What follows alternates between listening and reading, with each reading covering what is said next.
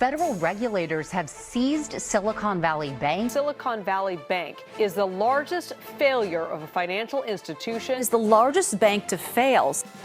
America का बड़ा bank silicon valley दिवालिया हो गया है। सिलिकॉन वैली बैंक एसवीबी को इसके रेगुलेटर्स ने शट डाउन कर दिया है। बैंक के दिवालिया होने के बाद उसकी संपत्ति को सीज कर दिया गया। Federal deposit insurance corporation FDIC की ओर से इसकी जानकारी दी गई। बैंक बंद होने से एक बार फिर से अमेरिका में बैंकिंग संकट के हालात बन गए हैं। सिलिकॉन वैली बैंक अमेरिका का 16वां सबसे बड़ा बैंक है। बैंक के पास $210 बिलियन की संपत्ति है, लेकिन पिछले कुछ समय में बैंक की वित्तीय हालात ऐसे हो गई कि रेगुलेटर्स को इसे बंद करने का आदेश देना पड़ा। सिलिकॉन वैली बैंक के ग्राहकों की जमा पूंजी की सुरक्षा की जिम्मेदारी एफडीआईसी को सौंपी गई है। लेकिन अब आप ऐसे में सोच रहे होंगे कि इतने बड़े बैंक के साथ ऐसा क्या हुआ कि इसे बंद करने की नौबत आ गई। दरअसल ब्याज बढ़ने से बैंक के हालात बिगड़ते चले गए। सिलिकॉन वैली बैंक टेक कंपनियों और नए वेंचर्स को फाइनेंशियल सपोर्ट देता है। बैंक का करीब 44% कारोबार टेक और हेल्थ केयर कंपनियों के साथ है। अमेरिकी फेडरल रिजर्व की ओर से ब्याज दरों में लगातार हो रही बढ़ोतरी के चलते इन सेक्टर्स पर बुरा असर पड़ा। निवेशकों का भी इन सेक्टर से आकर्षण कम हुआ है, जिसका नेगेटिव असर एसवीबी बैंक के कारोबार पर भी पड़ा। जिन कंपनियों को बैंक ने कर्ज दिया था, उन्होंने कर्ज की वापसी नहीं की, जिसका असर बैंक की वित्तीय सेहत पर पड़ा है। इसके अलावा अमेरिकी बैंक सिलिकॉन वैली बैंक की मूल कंपनी एसवीबी फाइनेंशियल ग्रुप के शेयर्स में 70% तक की गिरावट देखी गई है। लेकिन अमेरिका के बैंक पर लगा ताला केवल अमेरिका को प्रभावित नहीं करेगा, बल्कि दुनिया भर के देश इसकी चपेट में आने वाले हैं। भारत भी इससे अछूता नहीं है। इसकी झलक शुक्रवार को शेयर मार्केट में देखने को मिली।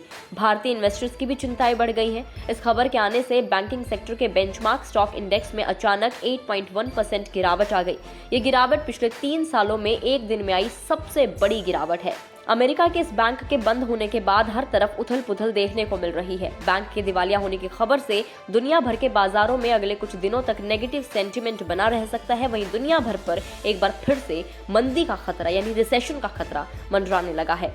सिलिकॉन वैली बैंक के बंद होने के बाद लोगों को 2008 की याद आने लगी है। बैंकिंग फर्म लेमन ब्रदर्स के चलते साल 2008 में अमेरिका को सबसे बड़े बैंकिंग क्राइसिस से गुजरना पड़ा था। दरअसल लेमन ब्रदर्स समेत अमेरिका के तमाम बैंकों ने उस दौर पर खूब लोन बांटे थे। साल 2001 से 2006 के बीच अमेरिकी रियल एस्टेट कंपनियों को जमकर लोन दिए गए। बिना ये सोचे लोन बांटे गए कि ये वापस कैसे आएंगे। उस वक्त अमेरिकी रियल एस्टेट बाजार बुलंदियों पर था। बैंकों ने भी मुनाफा कमाया और कंपनियों को उनके एसेट से ज्यादा लोन तक दे दिए। लेकिन जब इस सेक्टर में मंदी आई तो बैंकों की मुश्किलें बढ़ी, कंपनियां बर्बाद होने लगी और बैंकों का कर्ज डूबने लगा। साल 2008 में लेमन ब्रदर्स को खुद को दिवालिया घोषित कर दिया। अमेरिका समेत दुनिया भर में मंदी की शुरुआत हो गई।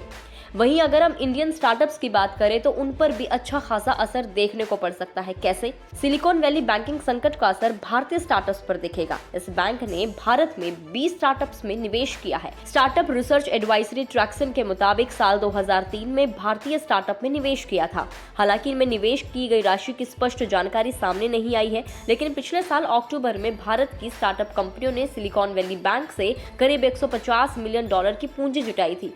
भारत में सबसे अहम निवेश SaaS यूनिकॉर्न iCertis में है। इसके अलावा Bluestone, Paytm, 197 communication, Paytm mall, Naaptol, CarWale, Shaadi, InMobi और लॉयल्टी रिवॉर्ड्स जैसे स्टार्टअप में बैंक का निवेश है। जाहिर है कि बैंक के बंद होने से निवेशकों की चिंता बढ़ेगी।